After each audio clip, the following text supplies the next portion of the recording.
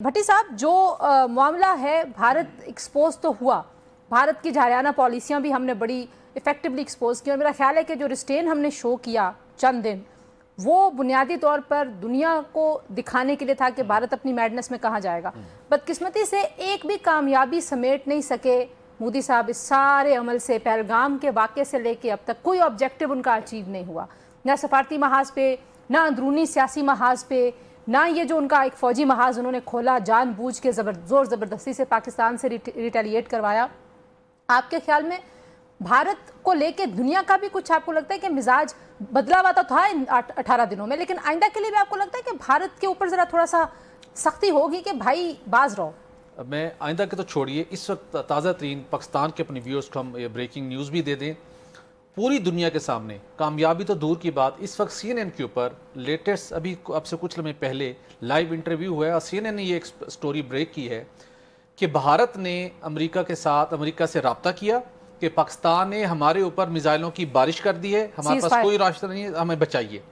तो जो आपने कहा ना कामयाबी समेटने की बात, कामयाबी क्या, वो तो अपनी हजीमत को और अपना जो उनकी दावों का जो जनाजा उठ रहा था उससे बचने के लिए वहाँ दौड़े गया और आलमी मीडिया दुनिया को बता रहा है। देखिए, दुनिया के हम मुख्तलिफ तारीख के अंदर जो हमने कुछ पढ़ी और कुछ चीज़ें जंगें लेटेस्ट हमने देखी,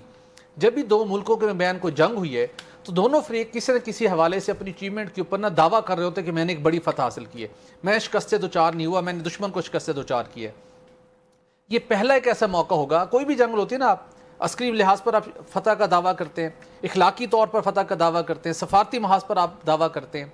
तो ये वाहिद शायद जंग होगी इस खित्ते के अंदर, ये पाकिस्तान इंडिया की हिस्ट्री के अंदर, ये वैसे दुनिया की उसमें देख लें कि पाकिस्तान को आलमी सतह के ऊपर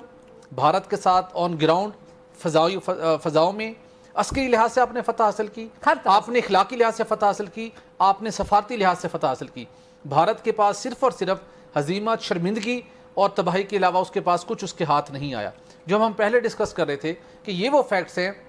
जिसको आपका खुद वो गोदी मीडिया जो एक उसने जंग का एक वबीला मचाया हुआ था, एक जंगी जुनून का माहौल बनाया हुआ था, आप खुद भी परेशान है कि ये हमारे साथ क्या हो गया, हम क्या करें। अगेन जो कुछ हो गया ना, मोदी को चाहिए अब थोड़े से बड़ेपन का मुजाहरा करें, आप दुनिया की एक सेकुलर जमहूरियत का एक बड़े मुल्क का दावा करते रहें,